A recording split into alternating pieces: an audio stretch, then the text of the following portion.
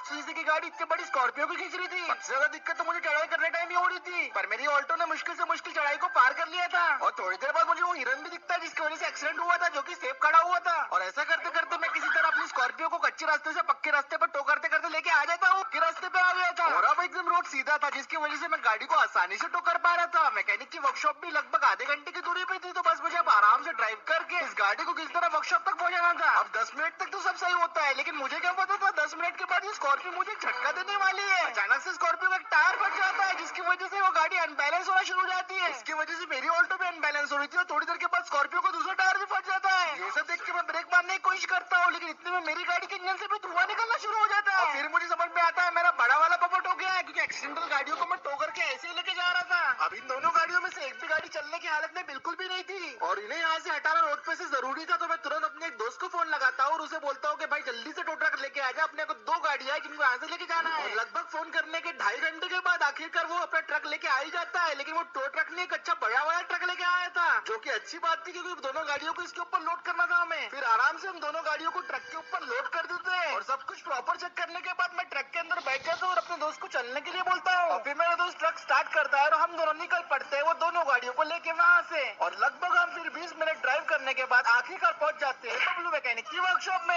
यही पे सारी गाड़ियां मैं अपनी रिस्टोर कराऊंगा उससे, मैंने तो कसम खा लिया था, क्योंकि पिछली बार का एक्सपीरियंस जो हुआ था मैं वो तो बिल्कुल नहीं भूला था। वहाँ पे पहुंचने के बाद फिर बबलू मैकेनिक आता है और हमारी गाड़ी को ऑब्जर्व करता है। वो सोचता है कि इन दोनों गाड़ियों को आखिर हुआ क्या। मैं उसे अच्छे से समझा देता हूँ कि स्कॉर्पियो को रिस्टोर करके पूरा न्यू जनरेशन में कन्वर्ट करना है और मेरी ऑल्टो को रिपेयर भी करना है साथ में। ये सुन के बबलू मैकेनिक बोलता है, वो सब तो ठीक है भाई, मैं ऑल्टो को रिपेयर कर दूंगा, लेकिन स्कॉर्पियो के पार्ट्स अवेलेबल नहीं है, किसी तरह पार्ट्स का जुगाड़ कर ले, मैं इसके ऊपर काम शुरू कर देता। अब मैं उसे पूछता हूँ भाई पार्ट्स लाऊं तो लाऊं कहाँ से, तो वो मुझे बोलता है कि पुरानी बस्ती के पास एक सेकंड हैंड कार मार्केट है, वहाँ पे तुझे सारे पार्ट्स मिल जाएंगे, कल तक पार्ट लेके आ और मैं काम शुरू कर देता हूँ अभी से। ये सुन के मैं उसे ठीक है बोलता हूँ, मैं उसे एडवांस दे देता हूँ जो कि 3 लाख रुपए था। अभी 3 लाख मेरी जवाब पूंजी थी, लेकिन फिर भी मुझे स्कॉर्पियो को रिस्टोर करना था किस तरीके से, तो मैं उसे 3 लाख रुपए पेटीएम कर देता हूँ और उसके बाद मेरी स्कॉर्पियो पे काम शुरू हो जाता है। और वर्कर लोगों ने स्कॉर्पियो की चेकिंग शुरू कर दी थी कि किस तरीके से इसको रिस्टोर करना है, कैसा पेंट देने का है, इसके अंदर क्या क्या चीजें मिसिंग है, कहाँ कहाँ चीजें लगानी है, सारा के सारा काम वो लोग देखने लग गए थे। और मैं भी देर न करते हुए अपनी सीधे स्प्लेंडर की तरफ भागता हूँ। उसे स्टार्ट करके मैं सीधा निकल पड़ता हूँ अपनी स्कॉर्पियो के लिए नए पार्ट्स खरीदने के लिए। अब मुझे बाइक से फिर से पुरानी बस्ती पे जाना था, जिसके लिए मुझे लगभग 1 घंटा लगने वाला था। लगभग किसी तरह 1 घंटा ड्राइव करने के बाद मैं पुरानी बस्ती पहुंच जाता हूँ। वहाँ पे पहुंचने के बाद मुझे वो सेकंड हैंड कार मार्केट भी दिख जाता है, तो मैं वहाँ पे पहुंच के अपनी गाड़ी को पार्क कर देता हूँ और अब स्कॉर्पियो के पार्ट्स की तलाशी शुरू हो जाती है। मैं हर जगह वहाँ पे स्कॉर्पियो के पार्ट ढूंढने की कोशिश करता हूँ, लेकिन मुझे ऐसा कोई भी पार्ट नहीं मिलता जो मेरी स्कॉर्पियो में काम आ सके। मैंने पूरा के पूरा स्टॉक यार्ड छाट मारा, लेकिन कोई भी ऐसी चीज नहीं मिली जो अपनी स्कॉर्पियो के लायक हो। इवन टायर्स भी अपनी स्कॉर्पियो के लायक नहीं थे। ऐसा करने से तो पार्ट्स मिलने से रहे, तो मैंने सोचा कि क्यों ना स्टॉक यार्ड के मालिक से ही पूछ लिया जाए। और सामने मुझे स्टॉक यार्ड का मालिक जाते हुए दिखाई देता है। मैं तुरंत स्टॉक यार्ड के मालिक की तरफ भागते हुए जाता हूँ और उससे पूछता हूँ कि भाई साहब ये स्कॉर्पियो के पार्ट्स अवेलेबल है कि नहीं है। बेटे अभी तो कोई पार्ट्स अवेलेबल नहीं है, सबके सब आउट ऑफ स्टॉक है।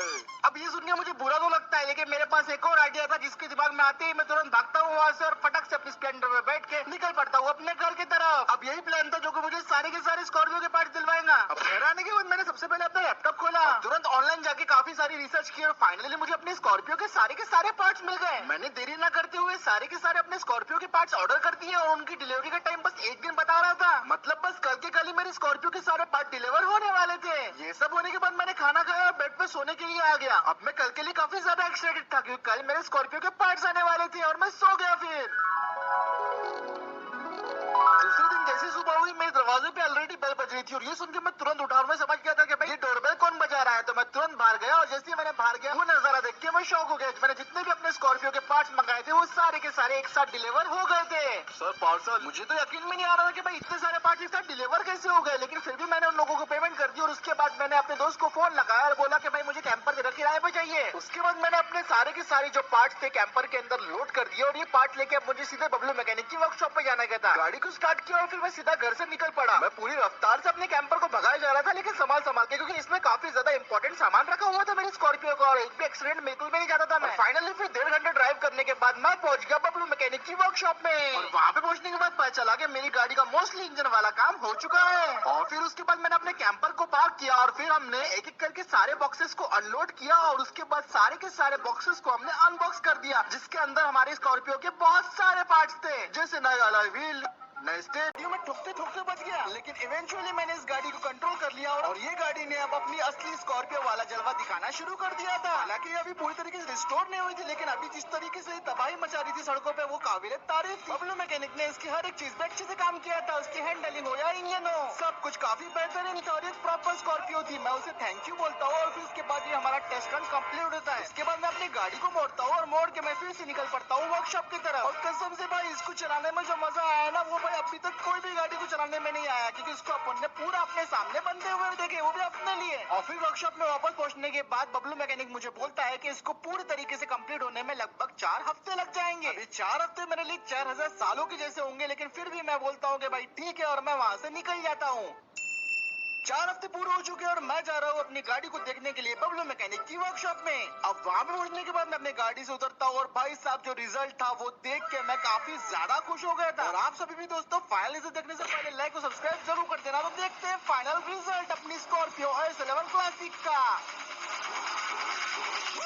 ये तैयार है हमारी स्कॉर्पियो S11 क्लासिक, जो पहले ऐसी थी और अब ऐसी बन चुकी है। इसके bumper, alloy wheel, body shell, interior, tail light, headlight, tyres, हर एक चीज को चेंज कर दिया गया है और ये 2009 स्कॉर्पियो से बन चुके 2023 स्कॉर्पियो S11 क्लासिक। एक्सटीरियर ही नहीं बल्कि इंटीरियर भी पूरा चेंज कर दिया गया है, जिसमें आपको नया S11 क्लासिक का इंटीरियर मिलता है, साथ में नया S11 क्लासिक का डिस्प्ले भी इसमें ऐड कर दिया गया है। लेकिन अभी भी अंदर इसके जो डीएनए चल रहा है वो 2009 स्कॉर्पियो VLX का चल रहा है, जो कि बहुत ही ज्यादा जबरदस्त है। और ओवरऑल लुक हमारी जो नई स्कॉर्पियो का कुछ इस तरीके से आ रहा है। तो यहाँ पे अपनी स्कॉर्पियो की रिस्टोरेशन कंप्लीट हो जाती है। आपको ये अपनी रिस्टोरेशन का वीडियो कैसा लगा एक बार कमेंट सेक्शन में जरूर बताना।